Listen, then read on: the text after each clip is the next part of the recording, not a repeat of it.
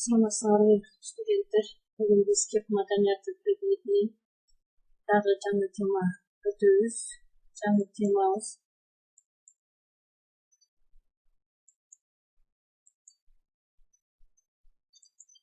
санат сөздөр менен машыгуу деп аталат.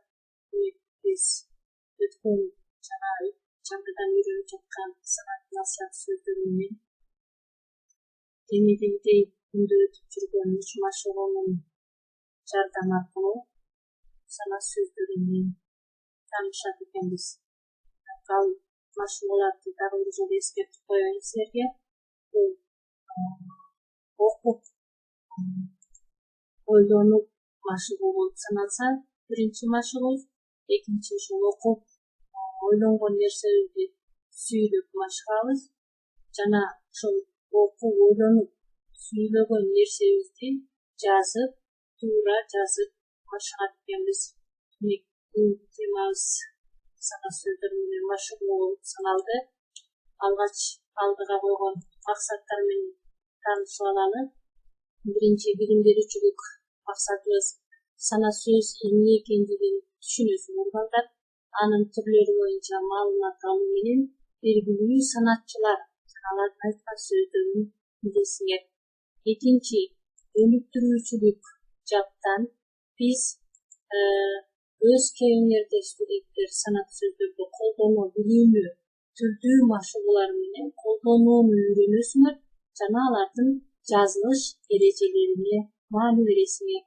Ал эми тарбия берүүчүлүк жагы болсо санат, термин, насыят сөздөрдү колдонуу менен өткөн ата бабаларыбыздын мурастарын андан ары улоого жана өнөргө үстүнлүктөрдү сактоого үйрөнөсүңөр, тарбия аласыңар.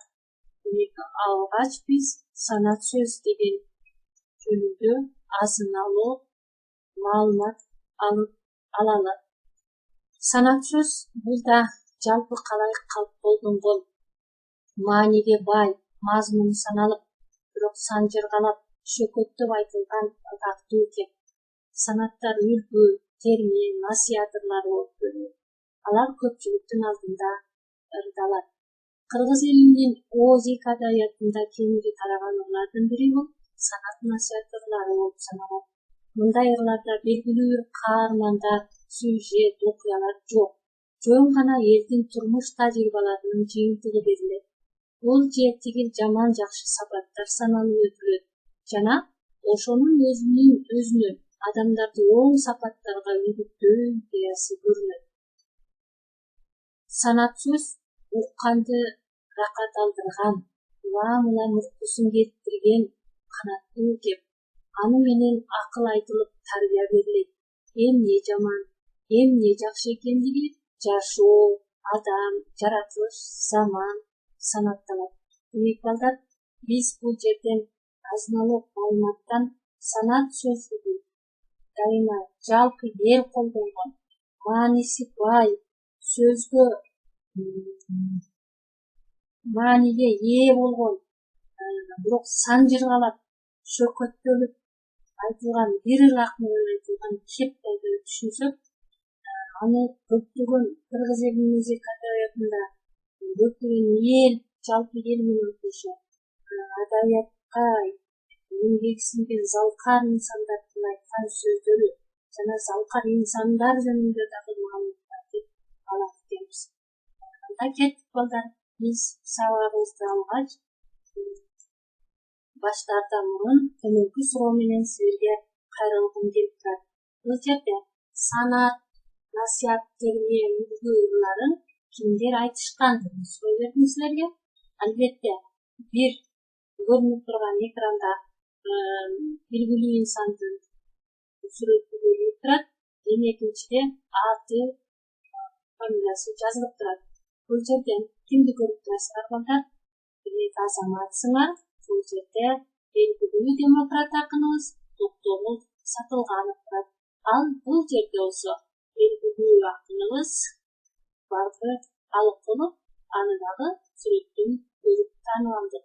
Демек, биз бүгүн сабакта жогорудагы аталган Токтогул Сатылганов, Барды Алыкулов жана дагы белгилүү инсандарыбыз Жусуп Баласагын, Калыгул Байұлы жана Жеңи Жооктун айткан санат сөздөрү менен таанышат экенбиз жана өз кебибизде колдоно билимин жазууда туура жазууну үйрөнөт экенбиз. Эмесе балдар, дагы бир силерге суроо. Санат сөздү эмне үчүн адамга керек деп билесиңер? Эмне үчүн керек экен ойлонууга 1 мүнөт. Азамат балдар, силердин оюңарды толуктоо иретинде төмөнкү жоопту айткым келет. Демек, санат сөз бул угуучуну ынта менен тынчатуу, ойдун сулуулугу менен таасир этүү, таң калтыруу жана тез кабыл алдыруу үчүн керек экен. Демек, санат сөз адамга өзүңдүн сөзүңдү, өзүңдүн оюңду айтуу үчүн, аны тез кабыл алдыруу үчүн керектелүүчү сөз болуп эсептелет экен. Сөзсүз керек экен балдар, азаматтар. Анда биз санат сөздү дагы өз кебибизде пайдалануу үчүн биринчи тапшырмабызды аткарабыз. Бул тапшырма өткөн сабактын 16-сы болуп саналат. Демек, окугула, өз сөздөрүңөргө санаттарды кошуп сүйлөгүлө дейт. Бул жерде октого сатылгандыктын санат сөзүнүн үзүндү турат. Окуйбуз. Денин соода эринбей, бекерликке эринбей, эркин менен жумушка эринче жалпы дедирбейди. Бул сөздү силер менен биринчиси үлгү катары өзүм айтып берейин. Өткөн сабактардагы силер абдан жакшы аткарган болчусуңар. Өз сөзүбүзгө кошкондо белгилүү демократ акын денин соода эринбей, бекерликке эринбей, эркин менен жумуштун эринче жалпы дедирбейди деп айткан сөзү ушул күнгө чейин маанисин жоготпой келет деп түшүндүрсөм, демек биз өз сөзүбүзгө кошуп сүйлөдүк. Кийинки тапшырмаларды силер өзүңөр аткарасыңар. Бул жерде барып атабыздын айткан сөзү турат жана экинчи баракта Жеңи Жол атабыздын айткан сөзү турат. Кана балдар, бул жерде мен окуп турган чакта силер өз сөзүңөргө кошуп сүйлөгүлө. Арыктын көркү болбойт, тал болбосо, чарбанын көркү болбойт, мал болбосо, дыйканга түшүм кайда жер болбосо, ала тоо көктөйдү эл болбосо деп барып атабыз айткан экен. Ушул сөздү өз сөзүңөргө кошуп, кааласаңар, оонуу менен аткарып берсеңер болот. Экинчи, Жеңи Жол атабыздын сөз кадырын биле албай, өзүнөн акыл чыкпаган, кеп маанисин биле албай, башына акыл жыкпаган, жан кадырын биле албай, айтса акыл укпаган деген насаат санат сөздү өз кийимдерге колдонула. Убакыт жетти. Азаматтар, өткөн сабакка караганда силер бул тапшырманы тезирээк аткардыңар. Анда кийинки экинчи тапшырманы аткарабыз. Бул экинчи тапшырмада биз эгер сен төмөндөгү санат сөздөрдү улантып айта да, жаза да алсаң, кош белгини коебуз бул жерге. Кош сызык. Чала билсең, бир сызык. Такыр билбесең, үзүк сызыктарды коюп тушуна. Андан кийин бири-бирибизге жардамдашып, ушул насаат сөздү тапканга аракеттерди жасайбыз. Бул жерде албетте силер билген Сартакенин насаат сөздөрү турат. Окуймун. Жакшы атка конуу асылдык. Эстүү адам бир жолу. Өзүңдүн мыктыларга ниет болгондо тез тартыңдар. Мен силерге бирөөсүн эгер мен билсем, кош сызыкты өзүңдүн мыктыларга дегенди коюп көрөйүн дагы. Андан кийин айтып берейин. Өзүңдүн мыктыларга, жашоо тиричилиги жогоркуларга, зоболосу бийиктерге суктанба. Өзүңдүн пастарга, ал мусафир болсо да, карып болсо да, кем акыл болсо да сын таппа.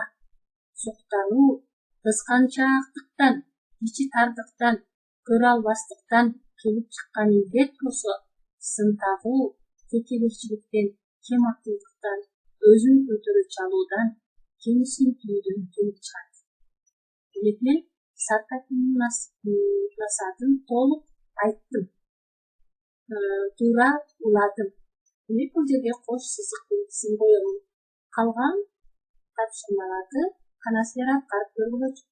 Убакыт кетти. Азаматсыздар. Силер муну абдан жакшы аткардыңар.